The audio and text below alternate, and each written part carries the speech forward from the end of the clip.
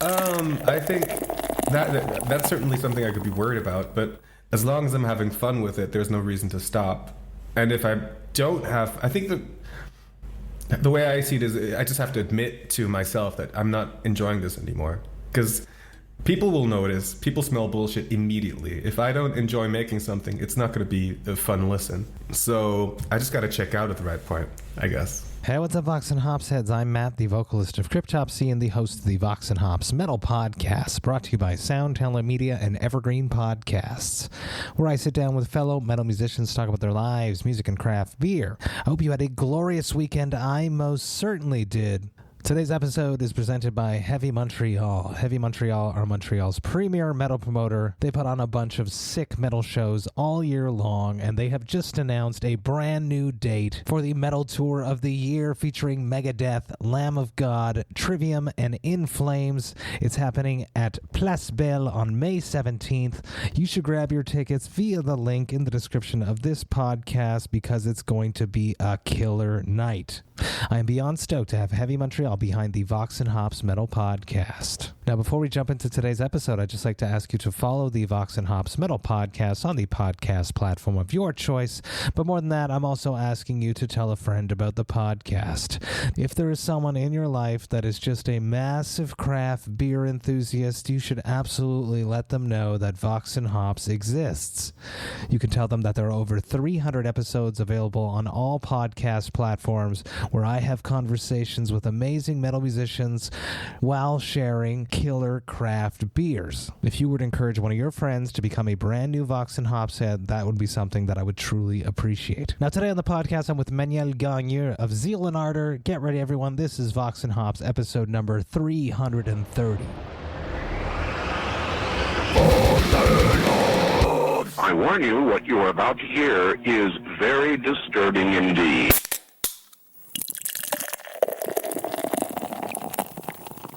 Hey, what's up, everyone? Today I'm with Manuel Gagneux of Zeal Ardor. I am just so damn stoked to be with you because I've been a fan since the beginning. So how you doing? Let's start with that.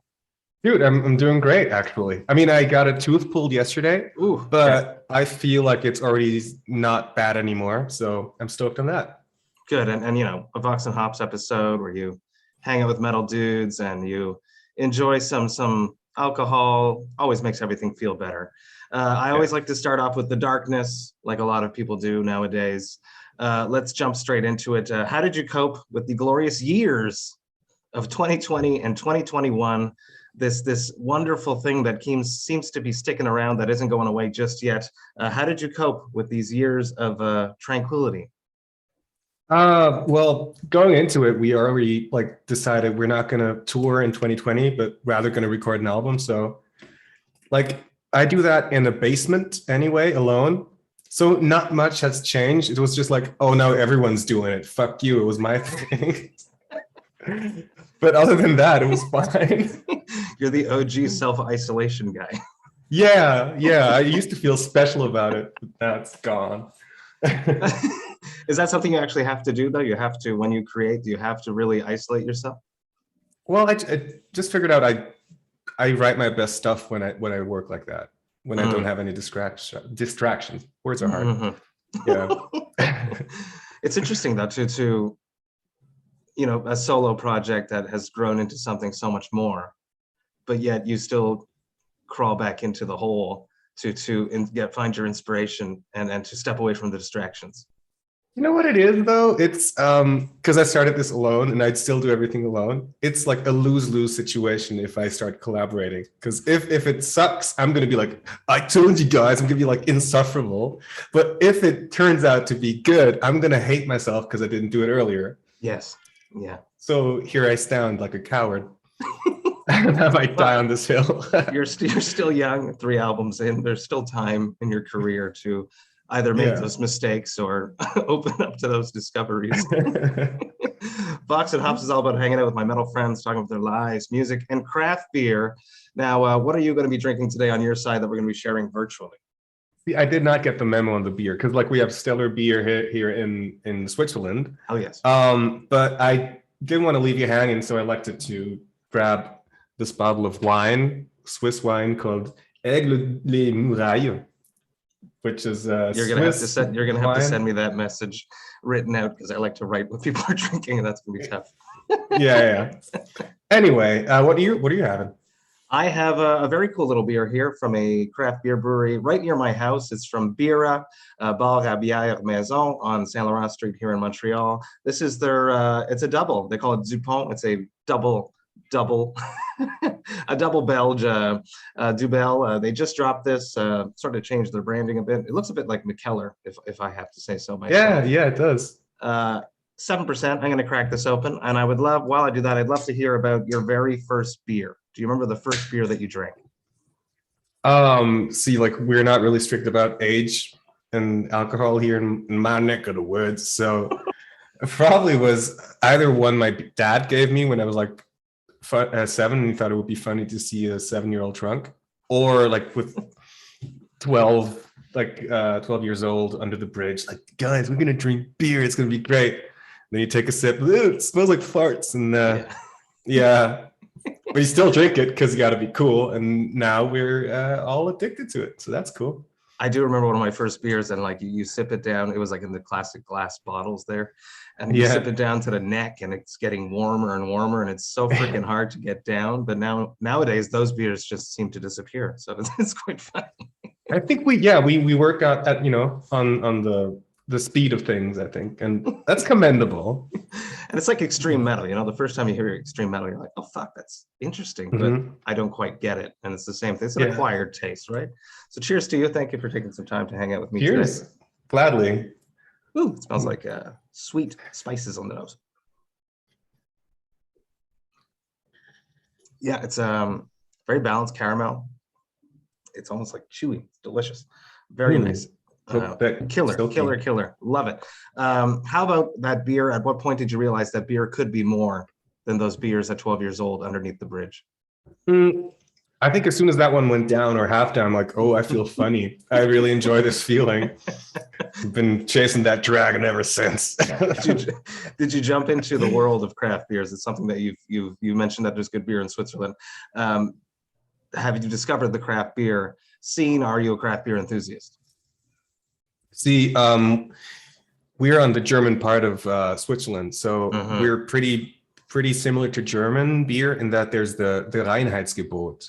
So you can't put anything non-beer in there, lest the German police will get you and knock you on your door. This one falls into that, malt, hops, water, and yeast. That's it. Yeah, that's it. I really enjoy lagers because like every time I say we play in the US and some guy goes like, I have this great local brewery, they do IPAs, and it's just the dirtiest, most complex. I think it's an acquired taste, but if you're not into it, it's like I would really just get tipsy. I would love to do that, but you're putting all these obstacles in my way. Like I have to be a connoisseur of these fart tastes, and we just drink fucking Lone Star in Texas, PBRs everywhere else. We're basically the basic bitches of beer drinking. I do have good news for you. Lagers are back, and they're making a massive resurgence across North America. Yes, there's the whole like haze craze and pastry stouts where they throw everything from the kitchen sink and everything in the fridge into the beer. But now just classic crushable lagers are coming back. I feel it's just like you want to drink an IPA, but you're not enjoying IPAs, right? So you put something else in it. So you didn't really commit to the bit. You just you want to seem cool with the can, but you don't really drink IPAs. I at least admit that my taste is too pedestrian to enjoy it. The lagers are coming back, crushable, crisp, little honey. Definitely not like honey in it, but like a residual taste of honey. Definitely back on the resurgence. I'd love to hear about the soundtrack of your youth when you're growing up in your parents' or guardians' house. What music was playing when you were not in control of the radio? What music did your parents or guardians listen to? My mom is a jazz singer, so there was a lot of that going on. My dad, he's the white guy, by the way. He loved salsa music. Okay. Which made me in turn hate salsa music because there's no subtle salsa music playing. It's always like, so it can be as soft as it wants to be. It's always going to be there. So Yeah, I've grown an aversion to that. But I think those are the main sounds. It's funny when you grow up with stuff and then you just tend to loathe it when you're young. For myself, my dad was like a big rock. He loved rock. He loved the Black Album from Metallica, let's say.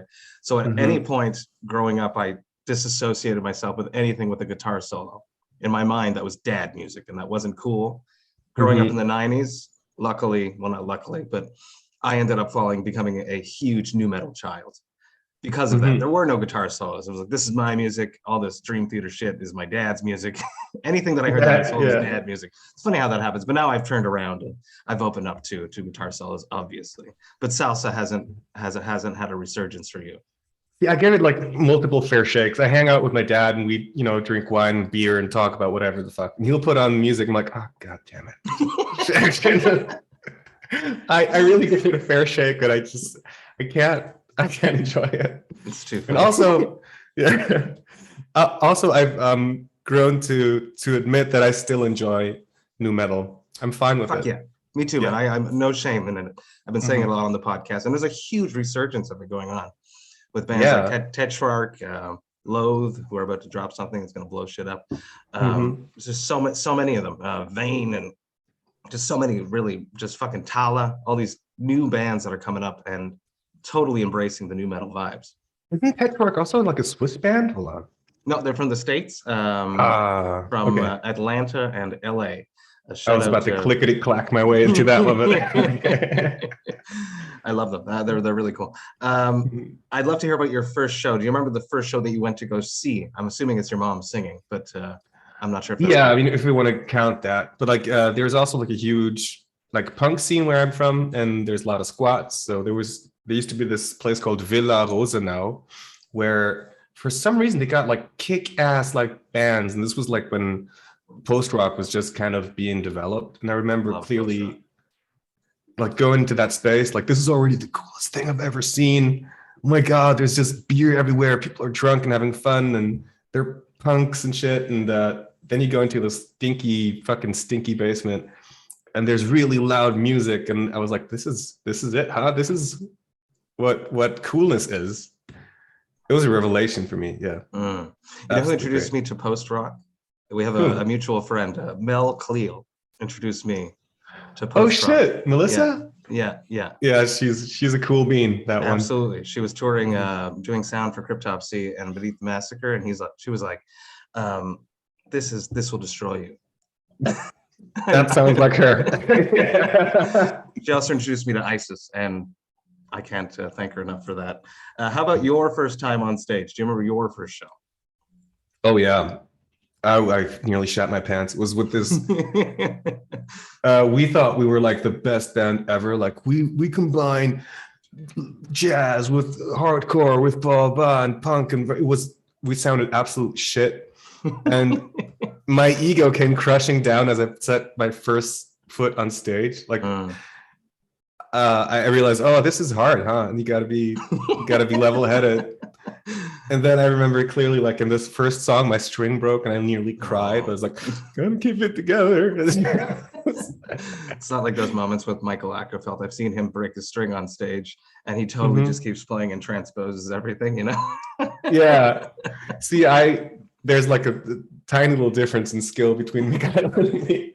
You wouldn't notice it, but it's actually there. So. Were you prepared enough for that first show? The ego was, but the musician, were you ready? Were you guys ready?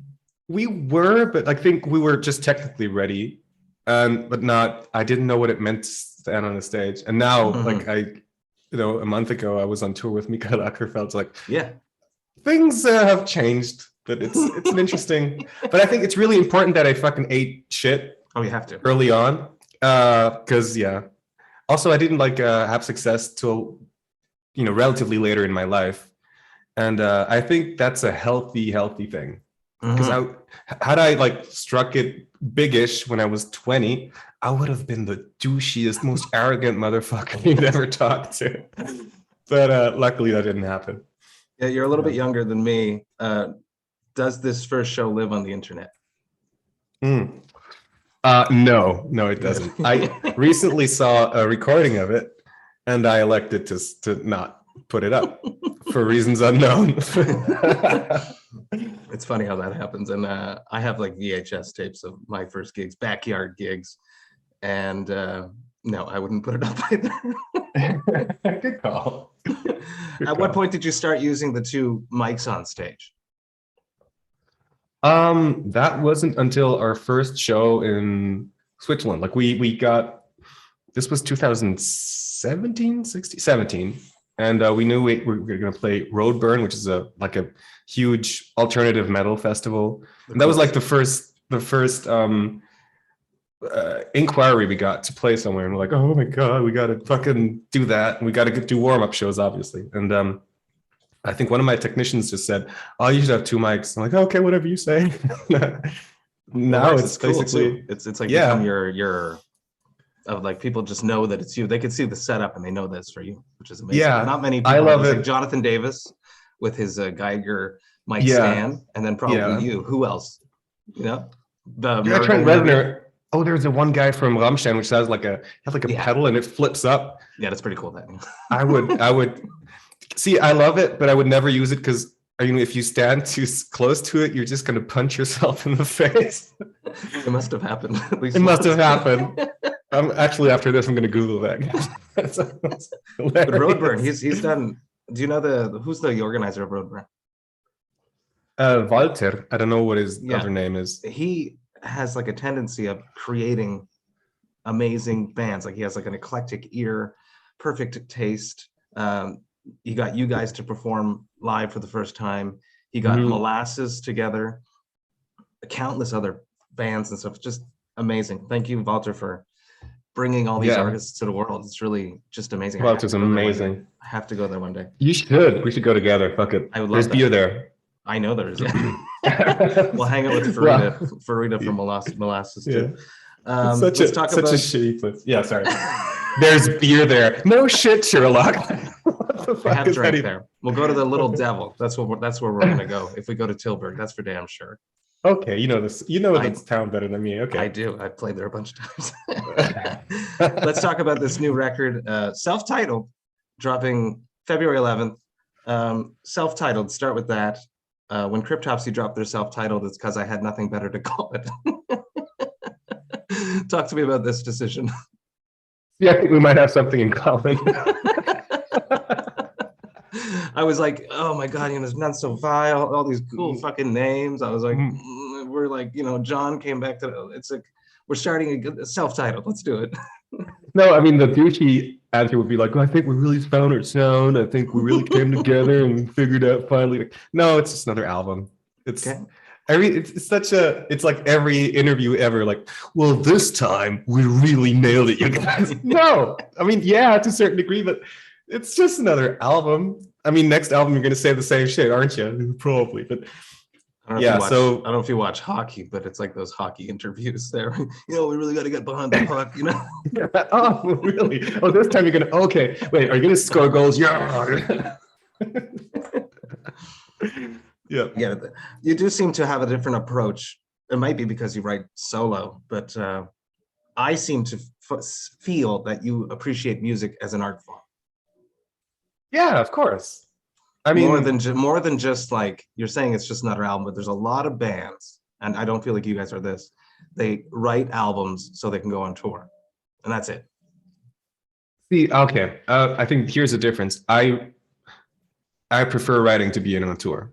I love just creating stuff because there's no waiting, no load in, no load out. You just have an idea and something is created from that. You have something palpable, and it's such a rewarding process that I'm kind of addicted to it. How quickly did you? I'm assuming you have like your own studio and stuff. I have my own laptop and shitty interface. Perfect. Yeah. I was wondering how quickly you set yourself up to be able to record yourself, because you seem like someone that you have an idea and you need to get it out of you. Definitely. Yeah.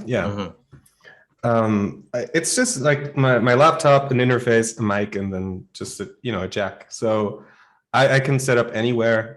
That's why I started in dinky old basements, because there could just be loud, and Now we got like money from the label that, okay, you can go to a proper studio with the fucking producer. I'm like, yeah, okay, we could also just build a studio with this money. And that's what we did. Amazing. So now we get to record ourselves and our friends.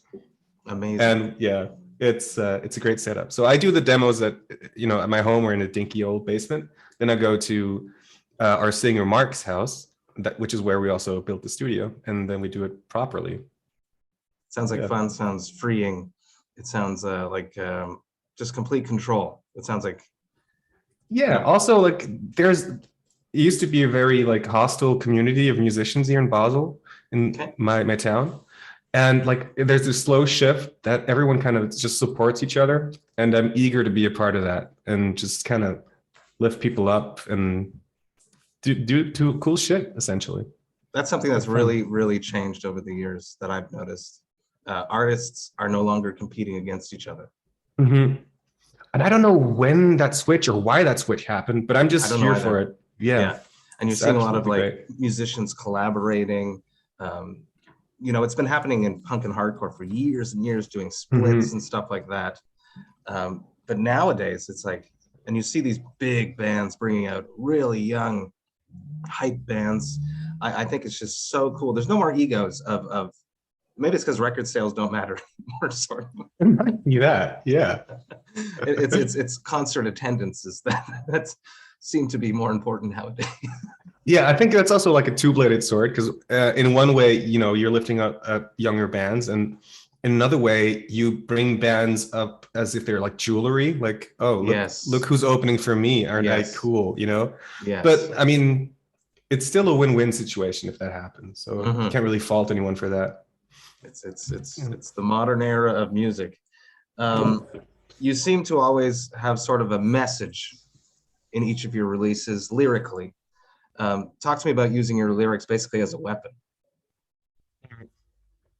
It's fun because if you have an idea and you want to convey that, at first I thought I can be really vague and people like read between the lines and get it. No.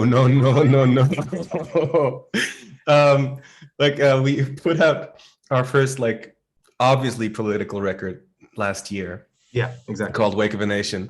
And the YouTube comments to that, it was just this beautiful shit show. Like, oh, they went political, real original. I'm like, motherfucker, you know what Stranger Fruit means? Like, what band have you been listening to?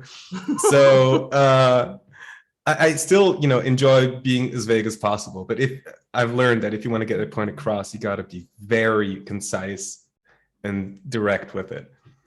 So yeah, we can love all our fans, but all of our fans don't comprehend stuff the way that we do.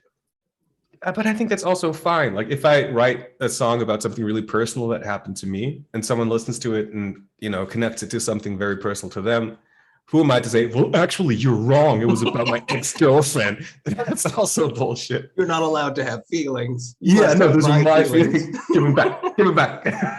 I'm going to give you a mood ring to listen to the album with. And if it's not black the whole time, you're not getting it. Exactly. That's too funny. How about when you're creating music, you do it by yourself, you get inspired. Are you afraid that at one point you're going to become too comfortable and then it won't be exciting to you anymore? I think that's certainly something I could be worried about, but as long as I'm having fun with it, there's no reason to stop. And if I don't have, I think the way I see it is I just have to admit to myself that I'm not enjoying this anymore because people will notice, people smell bullshit immediately. If I don't enjoy making something, it's not going to be a fun listen. So I just got to check out at the right point, I guess. And blending the multiple styles that you do, is that tiresome? Are you like I'm thinking of like a band like Rivers of Nile that have been exploring the saxophone, and I had sat down with them and I had a conversation with them, not even a recording, we were just hanging out, and they were afraid of becoming that band with the saxophone. Well, are you afraid of becoming that band that mixes, black metal and just being that band?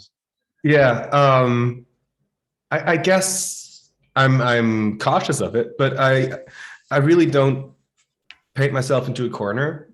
I mean, people will always probably call me that, that's nothing I can change. But Mhm. I use a lot of synthesizers, use a lot of weird recordings and strange sounds. So as long as for myself, I'm not that. I think it would be a problem if I resigned and said, okay, I got to do another bluesy black metal track. Yeah. That's going to be problematic. But that's also the moment where I probably wouldn't convince you that I had a good time, writing it. Absolutely. And it's funny that you said that they didn't want to become the one saxophone band.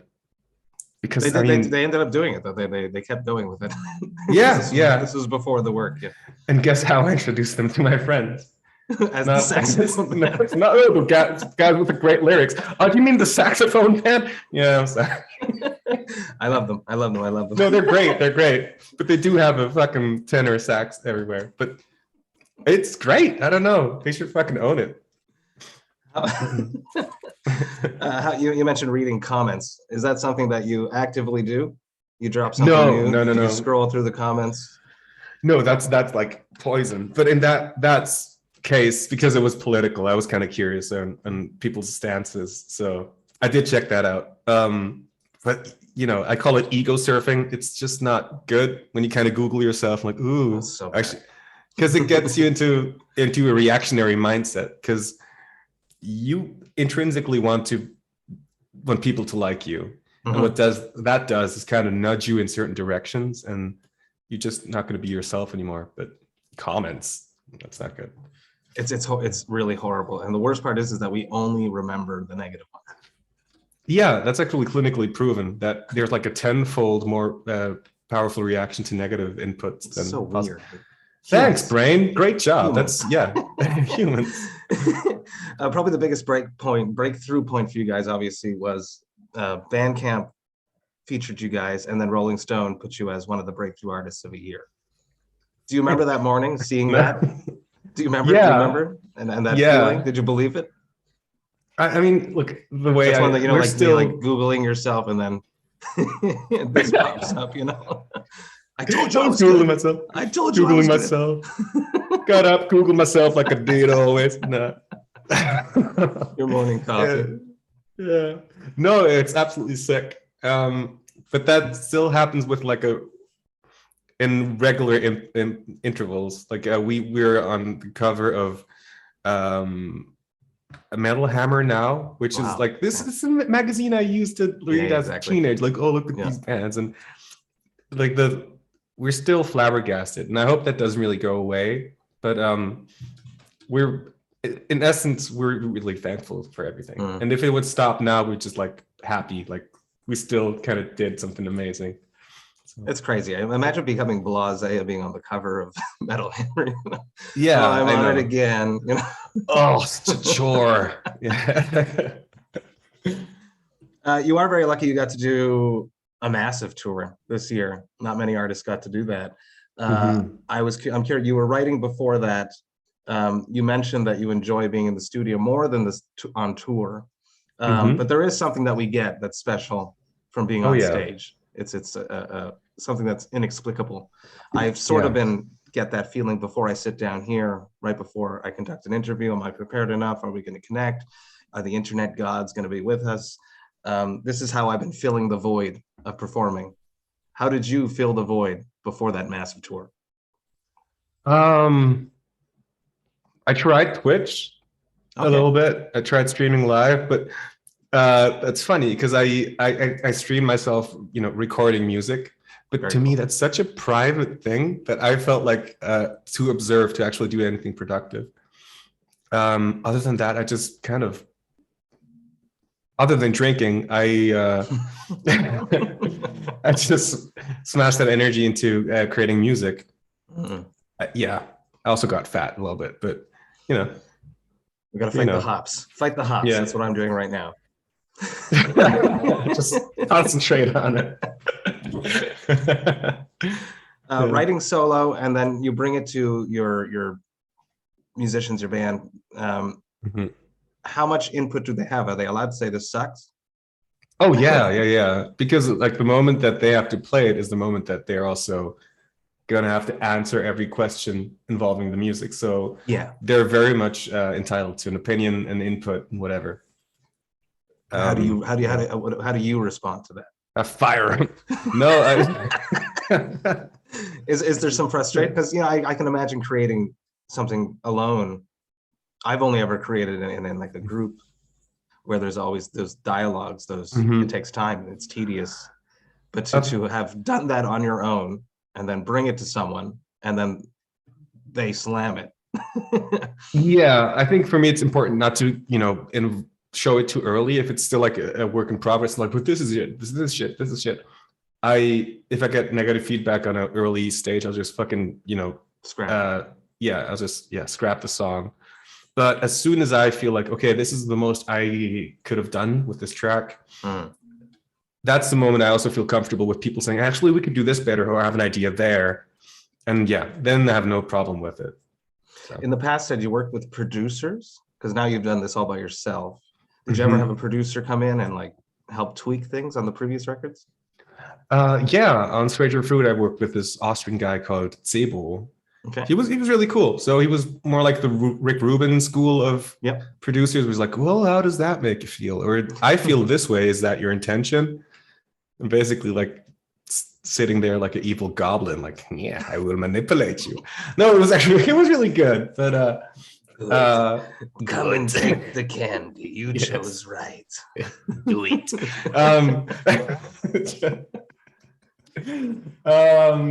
But yeah, I feel like also like sitting together with Mark, who is a singer and the harbinger of the studio.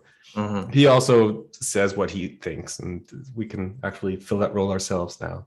I think it's interesting. It's a very, very like a one-man band that has like extend. You're like an octopus with people around you that's completing Zeal Ardor. Oh yeah, definitely. I think it's just one man recording everything but the drums and writing the stuff, but everything else is totally dependent on other people. There's no way around that. That's a beautiful thing too. I really love it. I love collabs. I dropped like 33 of them last year. Collab beers. If you could create a Zeal Ardor beer, I know what you're going to say because you mentioned it before, but what style would it be and what would you call it? I think, obviously it would be a lager. Maybe it would be called All Hop is Lost. Or fuck. I'm trying to think of puns. It's not easy. Blood in the River would be an easy one. But something yellow. There's not many yellow liquids you can choose from. Trying to skirt around that one. Not stuff that I want to drink. Or soon piss. It'll be piss soon. We're just fast forwarding towards it. Yeah. Pre-piss. Get it now. Chris. Manuel, we're going to wrap up. One last question. It probably doesn't happen to you very often because you're really busy writing, being creative, and you need your brain to be not all foggy and shit. But every once in a while, it happens to everyone. What is your hangover cure? Panadol Extra, which is paracetamol and caffeine in one pill. Really? You take that, and half an hour later, you're fine. Magic. It's a miracle pill. Yeah. I got that recommended because I was at some like award ceremony in Switzerland. We didn't win. Fun fact. I got sloshed in the process, and the next day I had to fly back to Austria. And at the I think at the train station, I just kind of walked into a pharmacy and said, "Do you have anything against?" And I remember I couldn't think of the word for headache in German, so like head ouch or head pain. She was like, "Okay, this is it a hangover?" I'm like, "Yeah." She gave me that. Wow, okay. It's the best. Yeah. Very interesting. Next time I'm on tour in Germany, I will do the same. Well, thank you so much for taking the time, hanging out with me, talking about your life, music, and craft beer. I really, really had a blast, and I can't wait to dig into this album. February 11th, it's going to be massive, and I'm very excited for you to treat my eardrums yet again. Massive cheers to you. Cheers, man. Thanks for hanging out. This was actually pretty fun, gotta say. Cheers. Cheers. Hey, thank you all so much for listening right to the end. You know that I love and appreciate that. Man, was this ever an amazing conversation. I was really looking forward to this one because, as I mentioned, I'm a huge Zeal and Ardor fan. I really enjoy the music that Manuel creates. And whenever I book artists that I'm absolutely enamored with, I just totally strive to connect with them. And I really think that me and Manuel did during this chat. I really cannot wait to talk to him again, to hang out with him again, to dig deeper. Since this episode was recorded, the self-titled Zeal and Ardor album came out. And I've got to tell you, it's easily one of my favorite albums of 2022 so far. I've listened to it countless times. If you have not checked out this brand new Zeal and Ardor album, you absolutely should. It is most probably going to be on my top 10 year-end list of 2022. Massive cheers to Manuel for hanging out with me. I cannot wait to hang out with you again. If you enjoyed this Vox&Hops episode, you should sign up to the Vox&Hops Metal Podcast mailing list. You can do that on my website, voxandhops.com. That's VOXANDHOPS.com. And when you do that, you shall receive one email a week containing all of the details of everything that has happened throughout the past week in the world of the Vox&Hops Metal Podcast, including all the info for any episodes which I drop throughout that week. If I've been a guest on someone else's podcast, you'll get to see all of the album reviews which the Vox&Hops album review crew have dropped that week.